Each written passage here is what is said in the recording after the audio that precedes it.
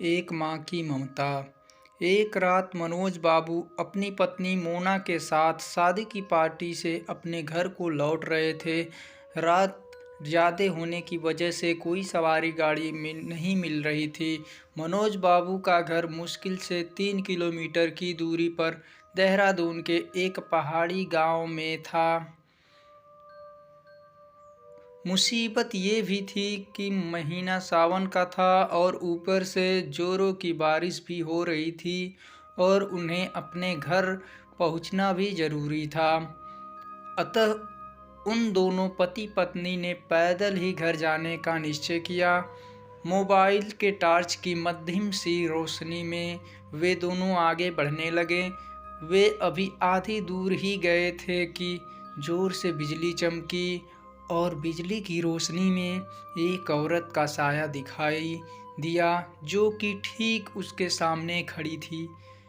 इस सुनसान सी सड़क पर रात के अंधेरे में अकेली औरत को देखकर उन्हें डर लगा और मन में तरह तरह के विचार आने लगे कि कहीं ये कोई आत्मा तो नहीं। खैर, जो भी हो देखा जाएगा, ऐसा सोचते हुए उन दोनों ने अपने कदम आगे बढ़ा दिए। बिजली लगातार चमकने लगी और उस बिजली की चमक में वो औरत दूर से ही साफ साफ दिखाई दे रही थी। वो औरत उन्हें रुकने का इशारा कर रही थी।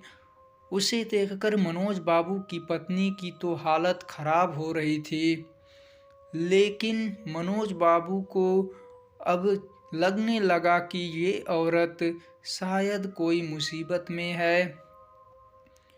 मनोज बाबू जब रुके तो वो औरत उससे हाथ जोड़कर बोली, भाई साहब प्लीज़ मेरी मदद कीजिए। तेज़ बारिश और पहाड़ी ढलान होने की वजह से मेरी गाड़ी का एक्सीडेंट हो गया है। मेरी गाड़ी इस पहाड़ी ढलान से नीचे गिर गई है। उसमें मेरी 1 साल की मासूम बच्ची है। प्लीज़ आप दोनों उसे बचा लीजिए। इतना कहते ही वो औरत आगे आगे चलने लगी और न चाहते हुए भी मनोज बाबू और अपनी पत्नी के साथ उस अजनबी औरत के पीछे पीछे चलने लगे। लेकिन एक अनजाने भय से उन दोनों का दिल जोर जोर से धड़क भी रहा था। जैसे ही वे दोनों पहाड़ी से नीचे उस गाड़ी के पास गए तो उन्होंने देखा कि गाड़ी में एक प्यारी सी मासूम बच्ची रो रही थी। मनोज बाबू ने बच्ची को गाड़ी से निकाला तो पाया कि बच्ची बिल्कुल ठीक थी। मनोज बाबू ने उस बच्ची को अपनी पत्नी की गोद में दे दिया। फिर मनोज बाबू को लगा कि ड्राइवर की सीट पर भी कोई है। जब वो आगे जाकर देखे तो उनके होश उड़ गए, क्योंकि ड्राइवर की सीट पर वही औरत खून से लथपथ होकर मरी पड़ी हुई थी जिसने उन्हें रास्ते में रोका था। मनोज बाबू को अब सब कुछ समझ में आ गया था। वे दोनों पति पत्नी बच्ची को अपने गोद में लेकर अपने घर की तरफ आगे बढ़ गए। रास्ते में उनकी पत्नी ने उनसे पूछा, वो औरत कौन थी? फिर वो औरत दिखाई क्यों नहीं दी?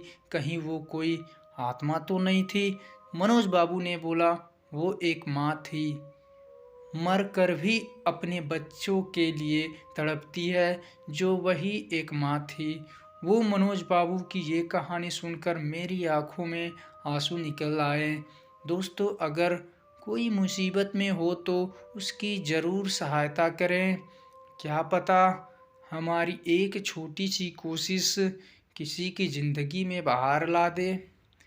ये छोटी कहानी हर एक माँ की ममता को समर्पित है। दोस्तों, अगर आपको ये छोटी सी कहानी अच्छी लगी हो तो मेरे चैनल को लाइक और सब्सक्राइब करना ना भूलें। ऐसे ही अच्छी कहानियाँ सुनने के लिए, कहानी को लास्ट तक सुनने के लिए धन्यवाद। नमस्कार।